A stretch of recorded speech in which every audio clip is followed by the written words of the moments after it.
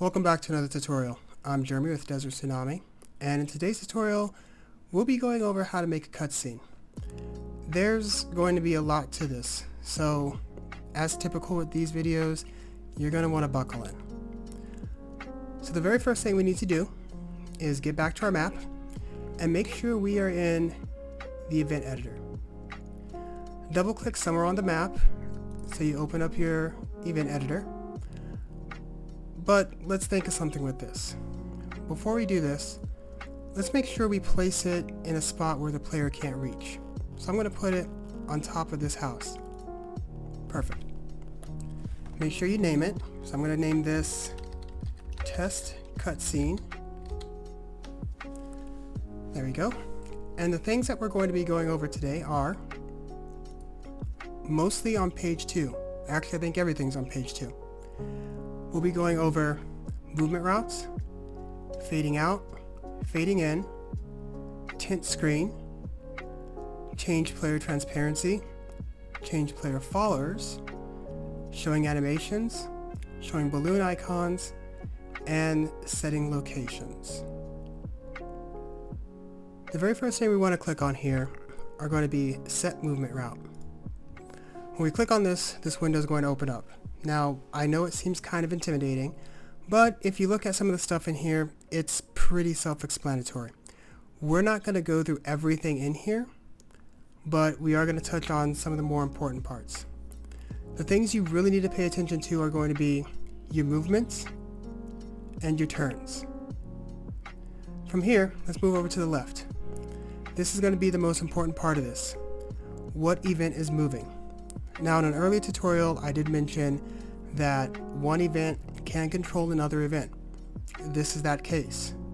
So when we click on this drop down, it's going to show us every event that's in our map, and then we pick the one that we need to move. Let's just leave this at player for now. Right below there, we have the command list. Anything that our player is doing, or the event that's moving is doing, is going to show up in here. If we want to remove something, we select it and we press delete.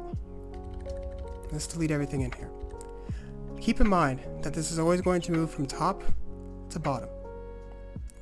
Below your command list, we have the preview. If we had something in here, then we would see dots popping up here. We're going to see that a little bit later. Below there, we have our options. We have repeat movements. This will typically be used for autonomous movement when it comes to our NPCs. We have skip if cannot move. I highly recommend that you have this on pretty much at all times.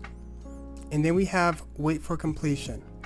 This one is going to depend on how many characters you've got moving at once, especially if they're all in the same event. So, before we do that, let's set up a quick NPC for our player to interact with. So let's close out of all this, and I'm going to set up an NPC right here. NPC 3. So I think they're the third one on the map.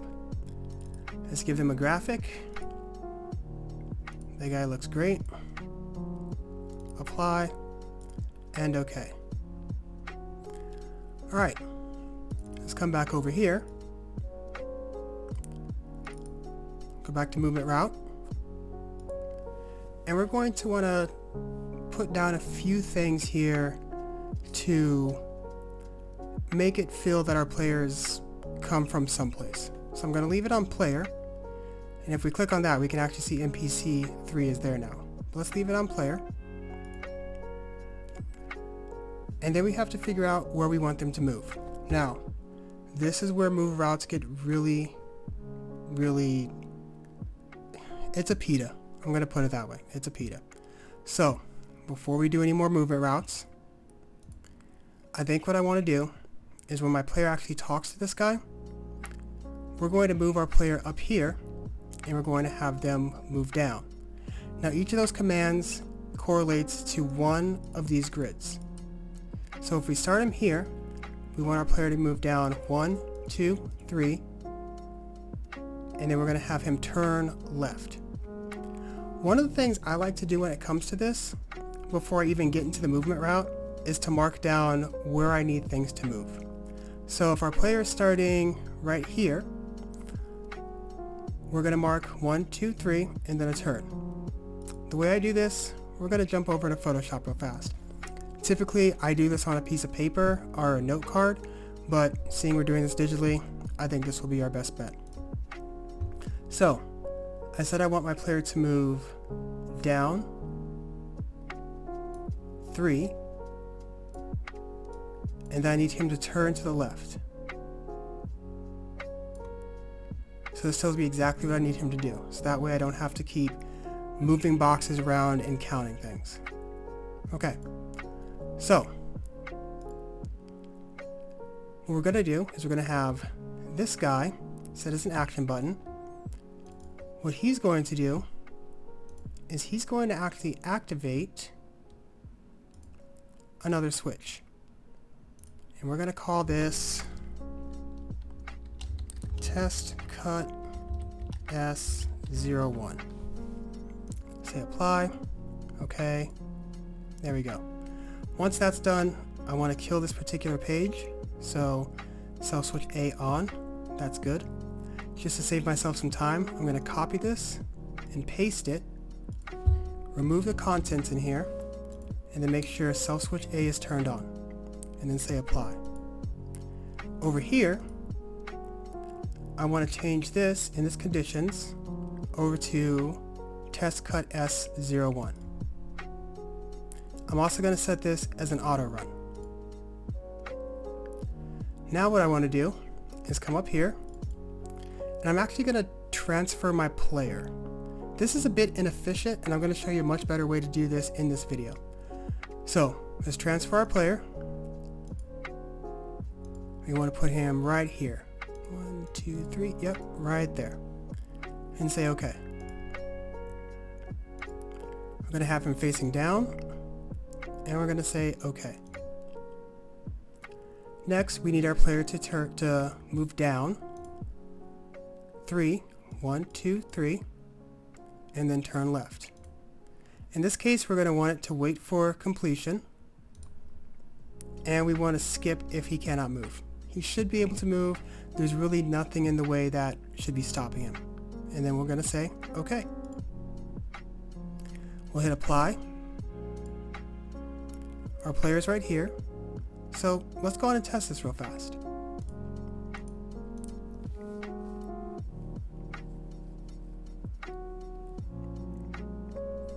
I'm going to go to new game since it's a playtest. And we're going to move ourselves right up here to this guy. And what should happen is that we talk to this guy, we move, and it's just going to keep doing this because that's all that's in there. So the movement route works just fine for now. Now that we've got our player moving downwards, let's start adding a bit more to this. So let's come back up here to our event switch. And right below here, maybe what we want for our players to do is be surprised that he sees this guy. So let's go on and double click here, and we're going to click on show balloon icon. Now these are these little balloons that pop up over whichever event's head that you indicate. So in this case, we do want to keep it as the player, but we still have everything else in here that we've been working on. So we're going to say player question mark.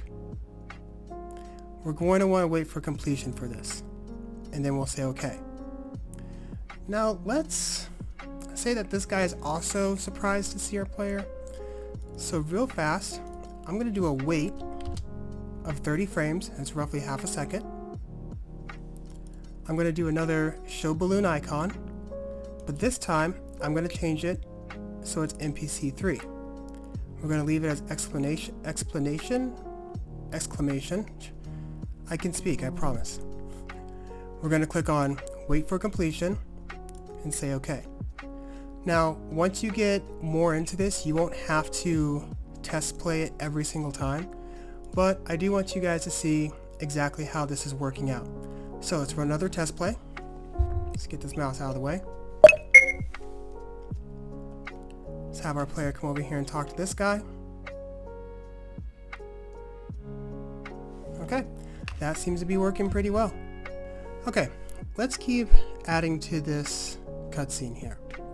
So maybe this guy has some, I don't know, light radiating out of him, and our player just happened to know that, or notice it anyway. So what we want to do here is we want to show an animation. So we're going to double click, and we're going to click on show animation. Once again, we need to select which event this animation is going to play on. Since we said we wanted to show up on our NPC, let's select our NPC again. Down here, it's going to open up a new window that's going to show us all the animations that are in our current project. Now all these are the stock animations, so you'll want to find one that works best for you. So let's see what we have here. Dark doesn't work. That one's kind of aggressive. It's fairly aggressive too. Let's see. Radiation looks pretty good. So let's go on and click on radiation. We'll also want it to wait for completion as well. Sometimes you don't want it to wait for completion, so this one's really up to you and how you want the flow of your cutscene to go. But for this, I'm going to say wait for completion. Let's get a little bit of text in here real fast. I don't remember what our hero's name is, so his name is going to be Hero. And he's going to say that light. Let's have our NPC, whose name is just going to be NPC3. What are you talking about? And we'll say, okay. Alright. Let's go on and test play this. Make sure that the sequences are running exactly how we like them to run.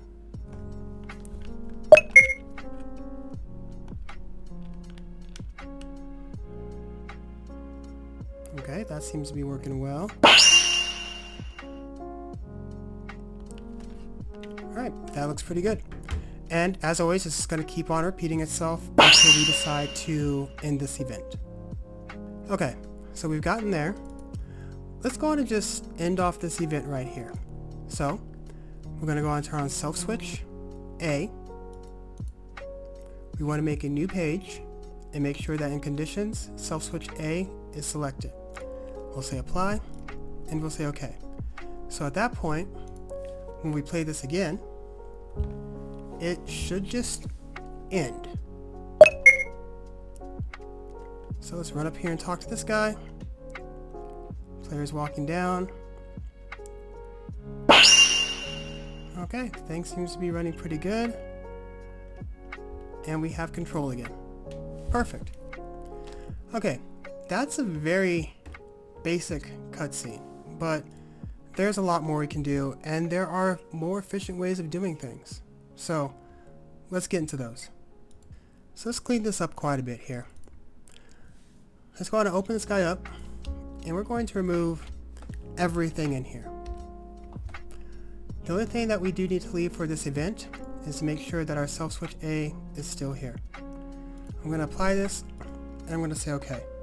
Because right now, what we need to do is we need to set up a few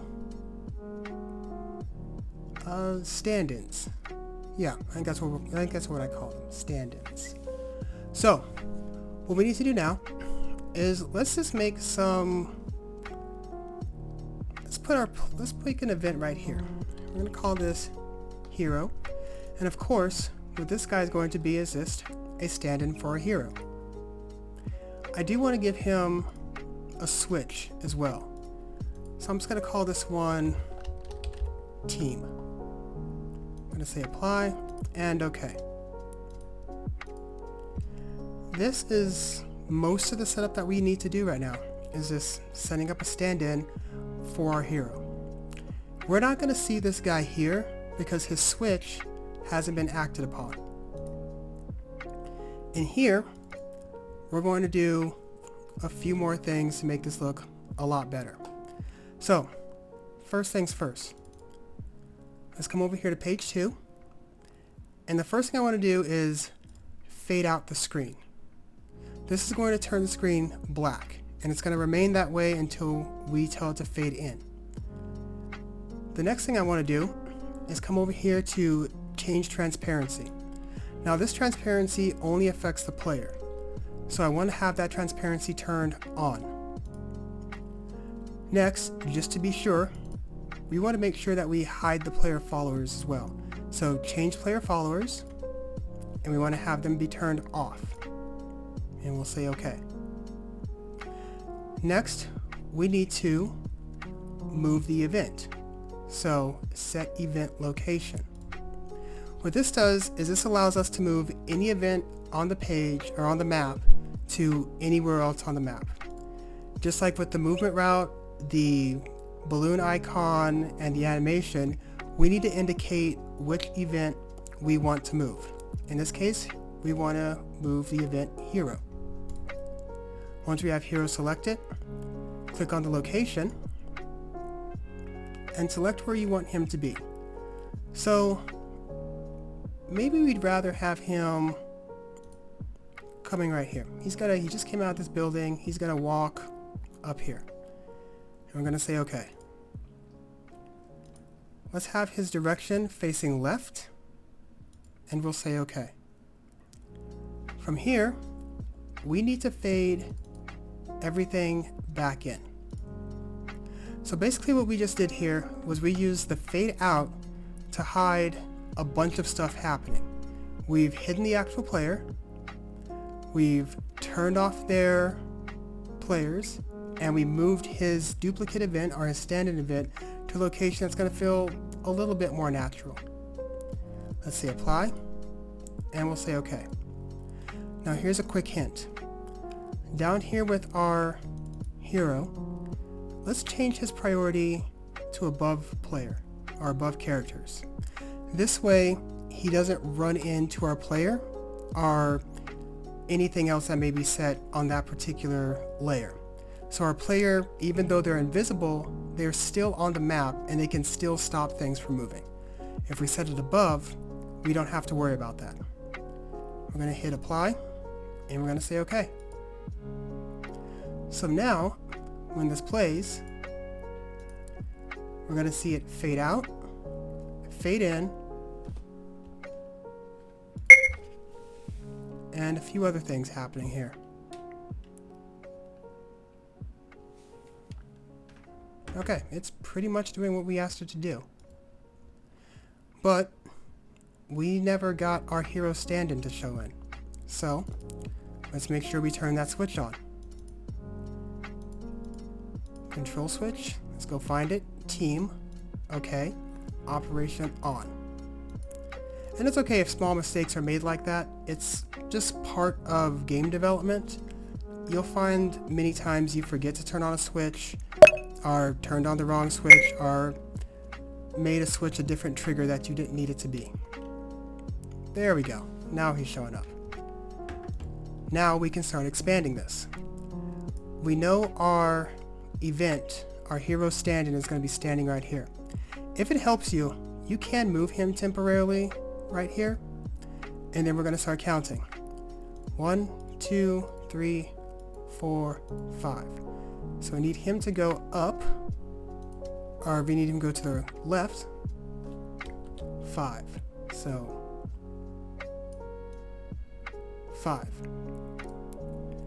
Next, we need him to move up 1. So I'll mark that down. Up 1. And then he needs to move left 1. Left 1. Perfect. Okay, so left 5, up 1, left 1. Back over here in our event, we're going to click below the fade in screen. Come back over here to our set movement route. Set that to the player. And he needs to move left 5. 1, 2, 3, 4, 5. Move up 1. And then move left 1. Perfect. Now we're going to start setting in all that other stuff again. We want to show a balloon icon, but this time we don't want to show it over the player. We want to show it over hero. And we want it to be the question mark, and for it to wait for completion. Okay, real quick, I just realized I made a mistake here. Up here in our movement route, we told the player to move, but the player is not visible. So let's go on and edit that. Let's right click on it and hit edit, or you can just press space, and up here, change it to hero. There you go. We should be good now. We're going to have another wait, half a second,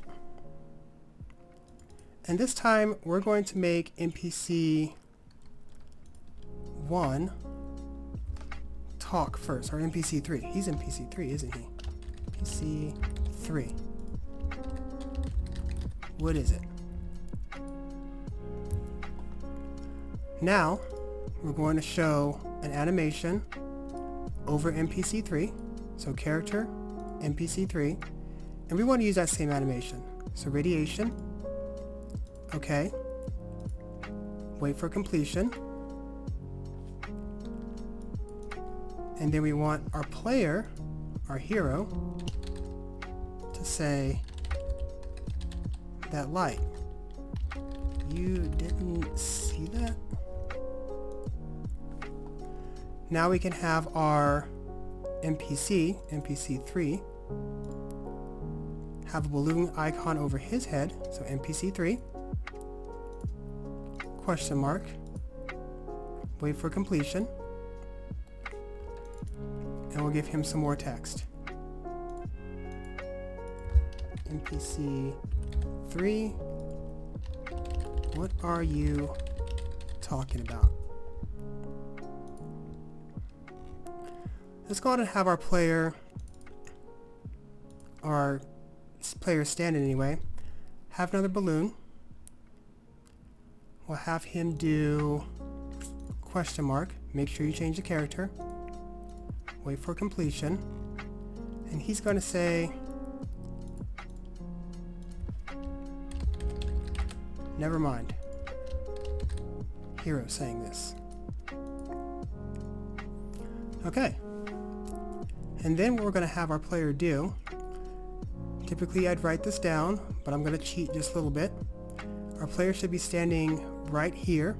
So I'm just going to have him move up 1, 2, 3, 4, 5. So, move route, hero,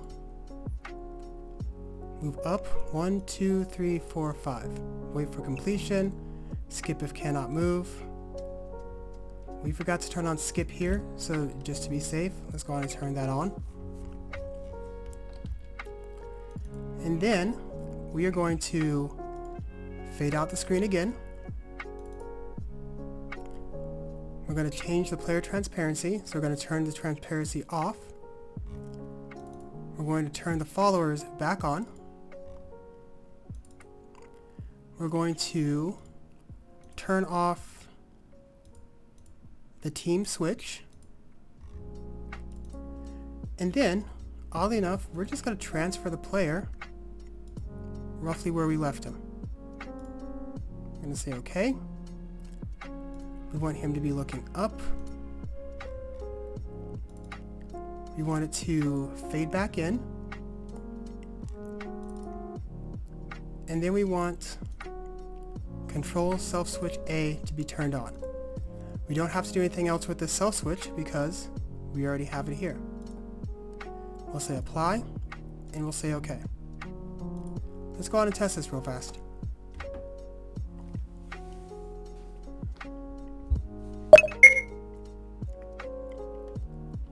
Alright, we go and talk to this guy.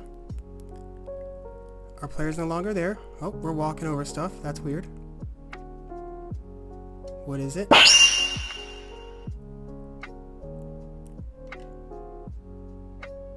Okay, well that seems to be working pretty well. And then he's gonna leave. And now we've got control again. Okay, so there were a few things with this that I personally didn't like. And like I said, this happens all the time. So let's come back over here. And if you notice, he walked over the tree. So let's put him below the characters. Set apply, and I'm going to move him out of the way again, just so he's somewhere that's not too distracting, especially when you're in development. For that flash, I think I want it to look a little more interesting. So let's come back over here and find where that animation is. So show radiation. Let's double click right on top of the text, and what's going to happen is that the new event that we're about to make, or the new command we're about to make, is going to show up above the text. And then I want to use tint screen. We could also use flash screen, but I want to show you what tint screen does as well. When this pops up, we can start changing what our screen looks like. So I want it to change more to a yellow. Right about there. Let's get some of that blue out of here. I want this to happen relatively fast. So I'm actually going to say 15 seconds. That's about a quarter of a second. And I'm not going to let it wait for completion. We're just going to say okay.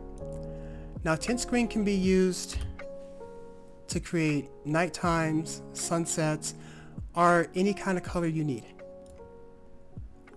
We'll say apply. Okay. And now when we play it this time, our screen's going to go yellow, and it's going to stay yellow. So let's come talk to this guy.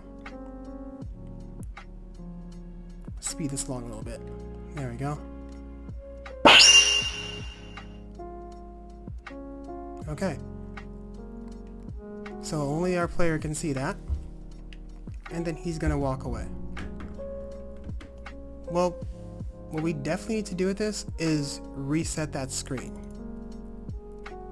So we can just copy this, and right before he says never mind, let's go ahead and just change it back to normal.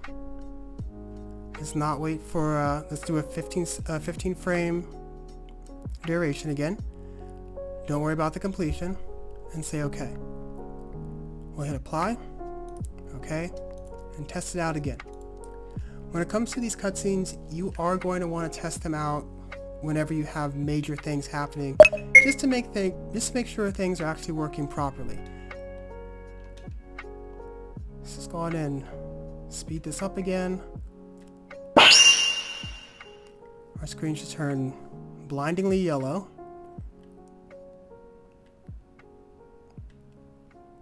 And then it goes away. And we have control again. Okay, so tint screen works if we want to change the entire color of the screen. This isn't working too well for me, so let's actually remove both of those tint screens. And instead, let's use a flash screen. We want it to flash relatively quick, but not too fast. So I'm going to say 45. That's roughly 3/4 of a second. Let's not wait for the completion, and we want it to be that yellow again. So let's get that yellow color in there. There we go. Intensity, pretty yellow. I want it pretty yellow. Say okay. And what this is going to do is just flash the screen briefly and then come back. We'll say apply. Okay. And we will test for what we always hope is the last time, but it may not be. Okay, let's go talk to NPC 3.